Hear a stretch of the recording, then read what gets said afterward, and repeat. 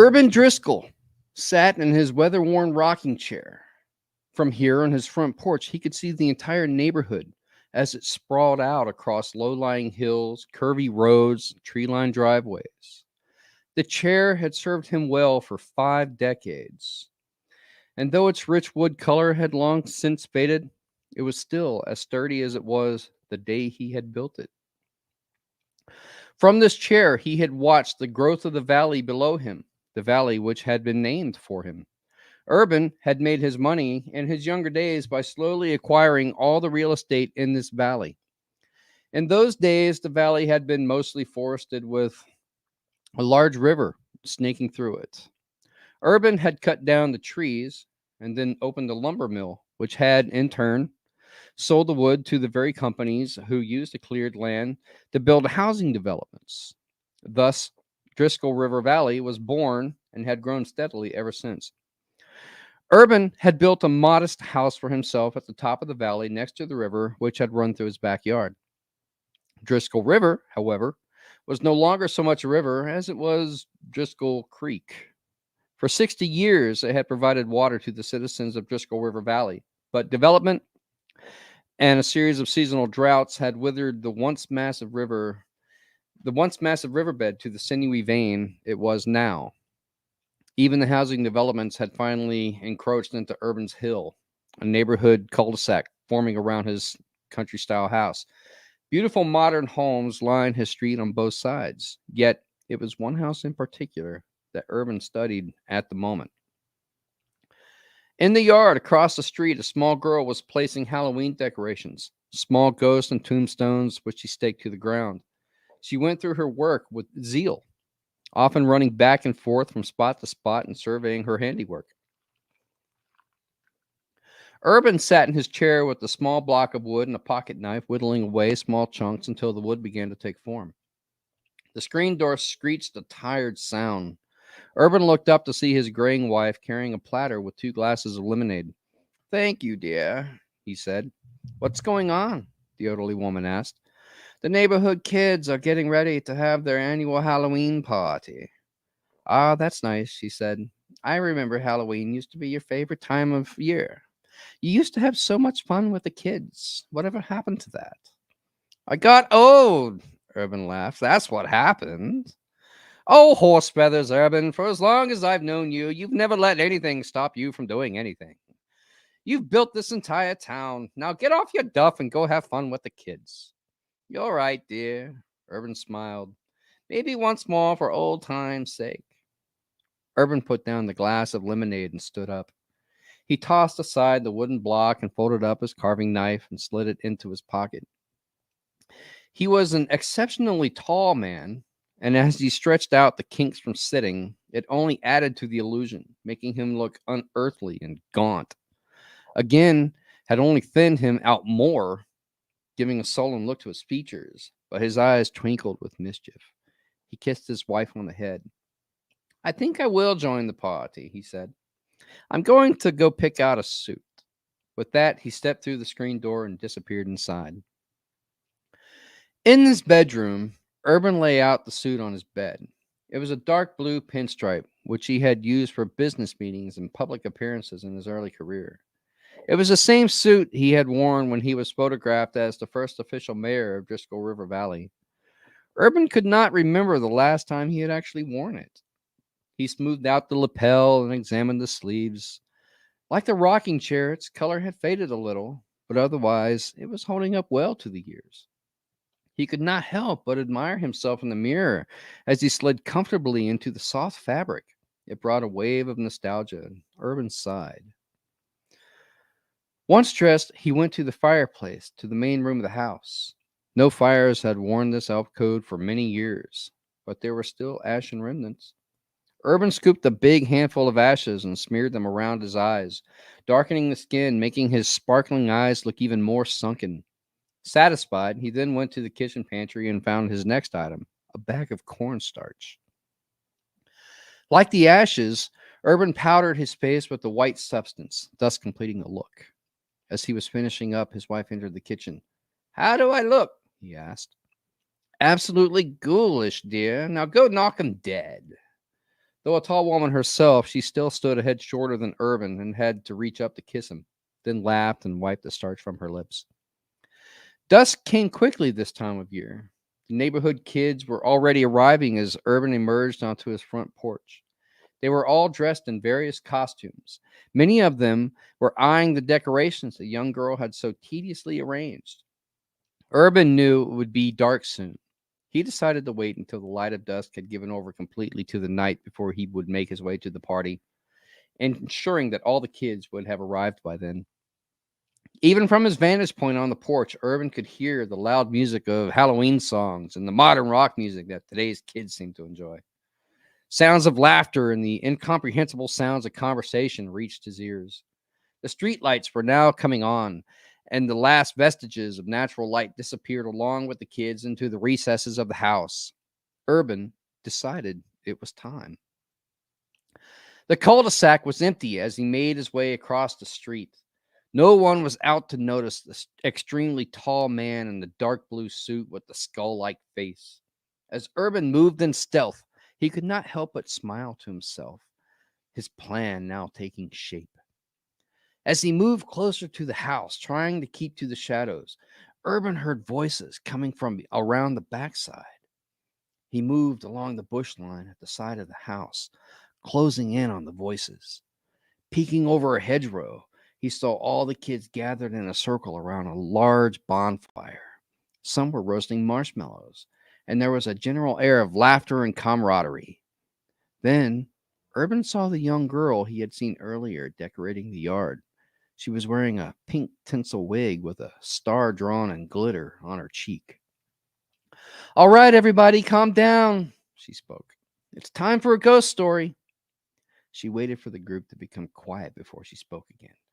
"So how many of you here know the story of Old Man Driskoll?" Most everyone in the group raised their hands. Urban perked up at the mention of his name. He watched and listened from behind the hedgerow, wondering what the girl would say next. "Now, I know what we've all been taught in school and read in the papers, but there's a story they don't want you to know." She paused for dramatic effect. "They say that Old Man Driskoll really died in his lumber mill." Again, she paused. She looked around the group to make sure she had their attention. "Oh, yes," she continued.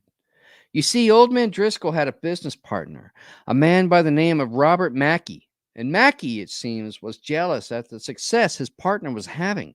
But it really got bad when Old Man Driskoll met the love of his life, a lady named Esther Clemens.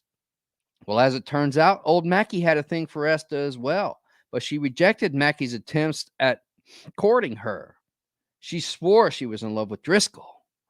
Again, she paused to make sure her audience was with her. Driskoll certainly was. He hung on her every word. Then one day, Mackey met old Lista up in the lumber mill when he confronted her one final time. He said if she didn't return his love, he was going to make Driskoll pay and bring down everything he had worked for.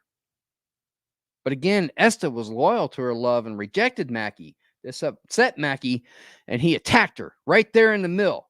He pushed her up against a large mechanical saw, but little did he know her dress had gotten caught in the machine's conveyor belt, and it yanked her straight up. Mackey couldn't do anything but look in horror as the saw blade came crashing down, slicing her in two. There were some gasps from the audience, but the young girl gave them no time to respond. "Sploosh!" she said, motioning with her hands to illustrate an explosion. Blood and guts were spewed everywhere. But before Mackey could do anything, suddenly Driskoll burst through the door. He saw Mackey standing there covered in blood and the dismembered body of his love still caught up on the conveyor belt. Driskoll was filled with rage. "What have you done?" he shouted at Mackey. I was trying to." Mackey stammered, but it was too late. Driskoll rushed at him and the two men fought. But Mackey knew what he had to do. Driskoll was a witness. With his partner out of the way, that would make him the controlling owner of the business. Without any remorse, Mackey pushed Driskoll onto the conveyor belt, then watched as a saw blade came down once again. Crack! She clapped her hands together to emphasize the effect. Some girls in the audience jumped at the sudden noise.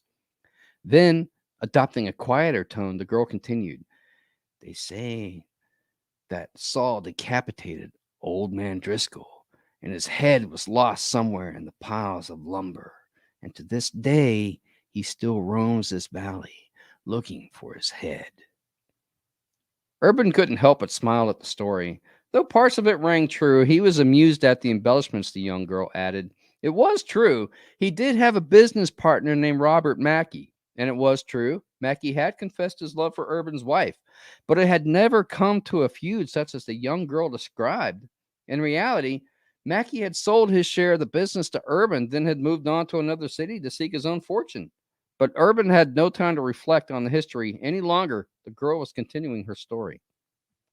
"Well, my friends," she engaged her audience, "that happened 80 years ago tonight. And they say on a clear night like this, when the moon is glowing bright in the sky, you can still see the shadow of old man Driskoll as he wanders the valley in search of his long lost head. But be warned, because if you do, you just might hear the sound of a saw blade. You hear that sound? You better run, because it's old man Driskoll and he wants your head." But suddenly, from somewhere in the group, a loud mechanical scraping sound emanated. The entire group screamed in unison, and Urban could withstand it no longer. He jumped out from behind the bushes and roared.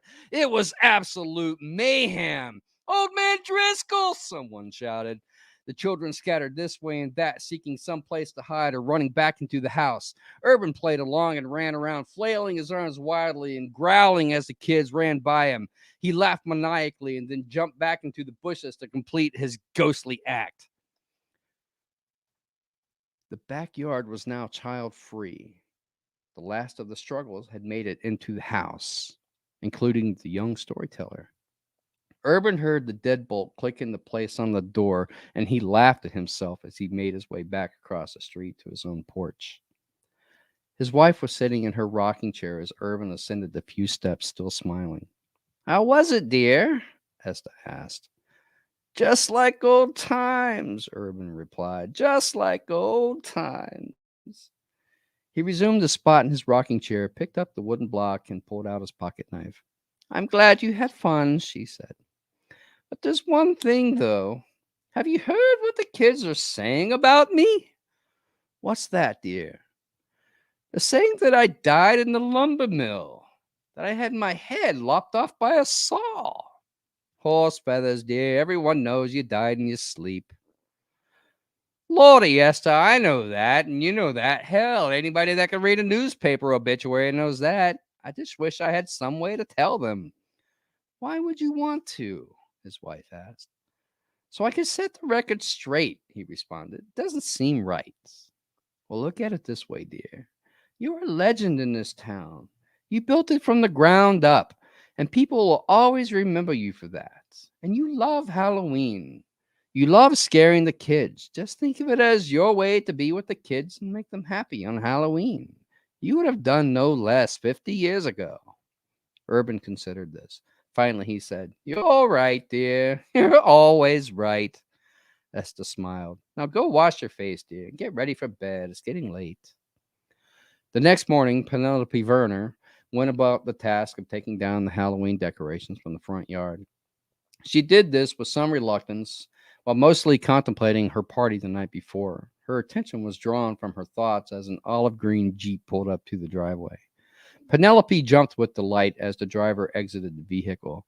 "Daniel!" she exclaimed, giving her big brother a hug. "You were awesome at the party last night." Daniel returned his sister's hug. "The party? Oh, hey, look, I'm sorry about that. I totally meant to." "What are you talking about?" Penelope asked. "You totally rocked it." Now Daniel looked perplexed. "What are you talking about? I just now got here."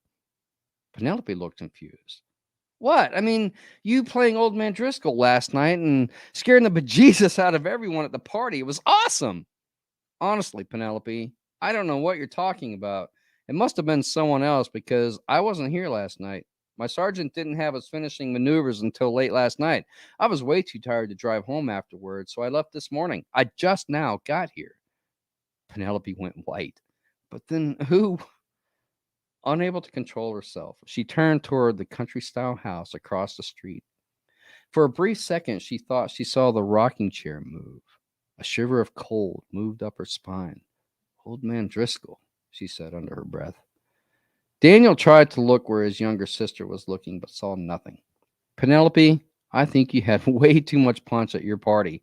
Old man Driscoll's been dead for over 20 years now. Penelope shivered again. Yeah, I think I better go back inside. Daniel put his arm around his sister, and the two disappeared into the house. Across the street, Urban sat in his rocking chair watching the older boy with his younger sister. The young girl was animated and turned to look in Urban's direction. Urban raised his hand to wave and gave a knowing wink. Then the two disappeared into the house, and Urban resumed his carving. Again, the screen door screeched, and Esther appeared holding a platter with 2 glasses of lemonade. What was all that about? She asked. Oh, just getting the last scare, he said. Now I have to wait until next year. It seems like an eternity away. Well, my dear, you have an eternity to think about what you're going to do next year. Esther sat down in her own chair and sipped out of one of the glasses. Then a thought struck her. Urban, honey. Yes, dear. You love scaring the kids. You could have chosen to become one of them again. Tell me, out of all the eternities you could have chosen, why did you choose this one? Urban smiled. He put down his wooden block and carving knife. Because, my love. He took a sip of lemonade. He closed his eyes, savored the taste. Because of this. He held up the glass of lemonade. Because of this house and this valley. And most of all, because of you, my love. He opened his arms in a wide, sweeping gesture encompassing all that was before him. Because all of this is my idea of heaven.